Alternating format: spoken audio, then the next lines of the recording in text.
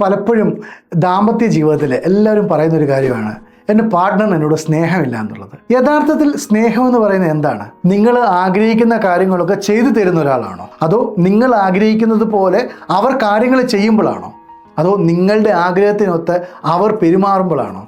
അപ്പോൾ അങ്ങനെ ചെയ്യുന്ന ഒരാളെയാണോ നിങ്ങൾക്ക് ഇഷ്ടം? സ്നേഹമെന്ന് പറയുന്നത് എനിക്കെന്ത് കിട്ടുമെന്നുള്ളതല്ല, പകരം എനിക്ക് എന്ത് ഈ റിലേഷൻഷിപ്പിന് സെർവ് ചെയ്യാൻ സാധിക്കുമെന്ന് ചിന്തിക്കാൻ തുടങ്ങുമ്പോഴാണ് റിലേഷൻഷിപ്പ് ബ്യൂട്ടിഫുൾ ആകുന്നത്. അല്ല എങ്കിൽ നമ്മൾ ഭയങ്കര നീഡ്ഫുൾ ആവും. അപ്പം നീഡ്ഫുൾ ആകുമ്പോൾ ഒരു പ്രശ്നം, മറ്റേ പാർട്ട്ണർക്ക് അത് ഭയങ്കര സ്ട്രെസ്ഫുൾ ആകും. അത് റിലേഷൻഷിപ്പിൽ ഒരുപാട് കോൺഫ്ലിക്റ്റിലേക്ക് നിർത്തും. അത് വലിയ യുദ്ധക്കളമാക്കി മാറ്റും ദാമ്പത്യ ജീവിതം.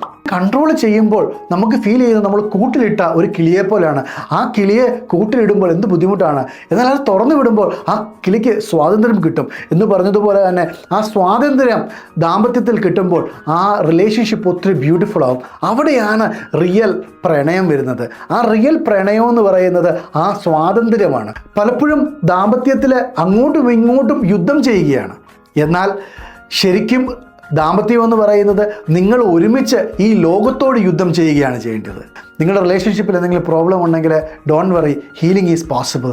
Have A great time.